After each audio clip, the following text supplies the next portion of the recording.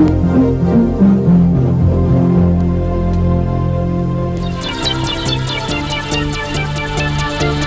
very good afternoon and welcome to another edition of Lunchtime News on MTV Sports. I'm Shahin Jurangparthi with your news. First in your headlines, 23 hospitals and clinics in the Western Province on a medical strike. COPE interim report to be presented to Parliament at the end of the month. Obama and Romney battle it out in the second presidential debate. Now for the stories in detail. Doctors at 11 hospitals that come under the purview of the Western Provincial Council have commenced a strike action.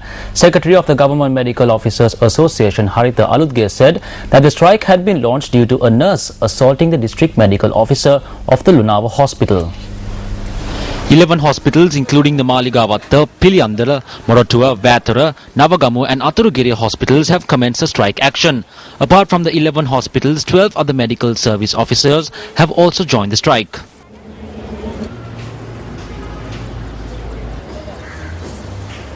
Our reporter stated that work at the OPDs of these hospitals have been disrupted by the strike. Secretary of the Government Medical Officers Association Haritha Aludge stated that the intensive care units of all the hospitals would be functional despite the strike. Chairman of the Committee on Public Enterprise or COPE, Senior Minister D.E.W. Gunasekara says that an interim report of the committee will be presented to Parliament by the end of this month. The minister said that the accounts of 235 state institutions for the year 2010 are being studied at the moment, and once this process is completed, the report will be presented to Parliament. Now, the Minister Gunasekara said that officers of the relevant state institutions had been summoned before the committee and the accounts had been gone through with the assistance of the Auditor General. The minister noted that the final report of the committee will be presented before Parliament in December.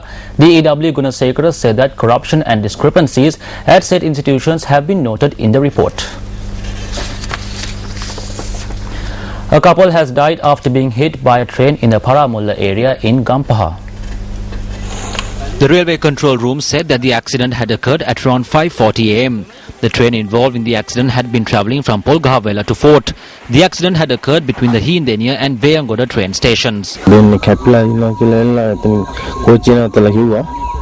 The train was halted because it said that 2 people were knocked down. There were 2 people on the ground. We took them aboard the train. The bodies have been handed over to the Gampaha railway station. The deceased female is a 25-year-old resident of the Ihalagama area in Gampaha. A post-mortem is to be held later today.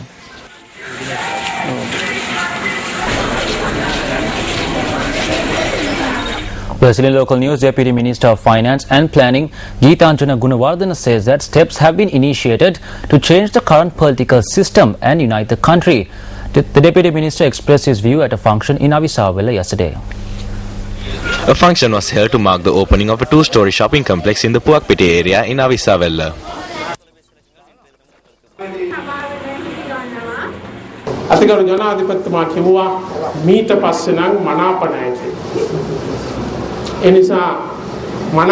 His Excellency the President said there will not be preferential votes in the future, so therefore there is no longer need to fight for votes. Whatever party you may be from, whatever area may be, all you need to do is look after your ward. This timely measure has saved us from great ruin. මේ එකිනෙකා පිළිබඳ මහා ගෂ්ඨනය අවසන් කරලා ගම එකතු කරලා රට එකතු කරන දෙවෙනි පියවරට අද අපි පාතබලා තියෙනවයි කියන ටික ඉතාම ඕනෑකමින් මතක් කරන්න. Area residents and users of the 266 Gane Mulla Jailer bus route have been severely inconvenienced over the years due to the dilapidated condition of this road. Now they point out that stones had been brought for the reconstruction of the road more than a year ago, but no development work has taken place as yet. The road spanning from Gane Mulla to Jayala is about 7 kilometers in length. The most dilapidated stretch is between Gane Mulla and the Bola Atta areas. This is the current situation where stones have been brought to reconstruct the road. It has been more than a year since they brought the stones to reconstruct this road. Our vehicles are fully damaged just by using this road. If you use a vehicle for 2 weeks on this road, it is completely damaged. I cannot use a motorbike or push bike on the road. I urge the authorities to repair the road as quickly as possible. Now we inquired this about from the Western Province Minister of Road Development Nimal Lancer, and he noted that as the laying of pipes commenced with the development of the road, work on the road will be completed once this work is over. Moving on to more local news, an operation was launched today to chase off 7 wild elephants that had made their way to the Sansun Gama in Kaudulla, Madrigiria. Now, correspondent noted that the operation began at 10 this morning with the participation of the wildlife officials and the police.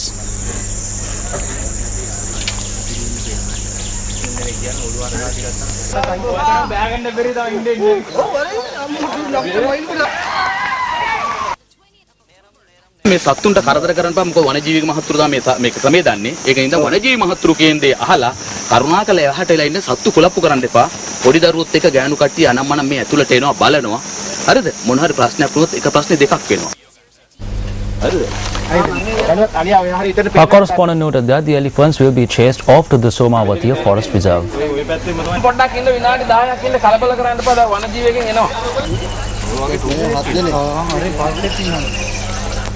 A sailor at the Navy camp on Delft Island had died after being struck by lightning.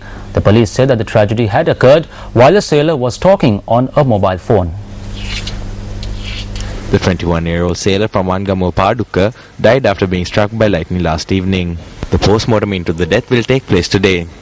Meanwhile, the Met Department says that with the start of the rainy season, 7 lightning-related deaths have been reported so far. 42 lightning-related deaths have been reported this year. The Met Department has cautioned the public to take adequate precautions to avoid lightning-related accidents. Well, that brings an end to Lunchtime News Bulletin today. Join us again at 1:55 for more of the very latest. I'm Shanjarang Pati. Have a wonderful day ahead of you and take care.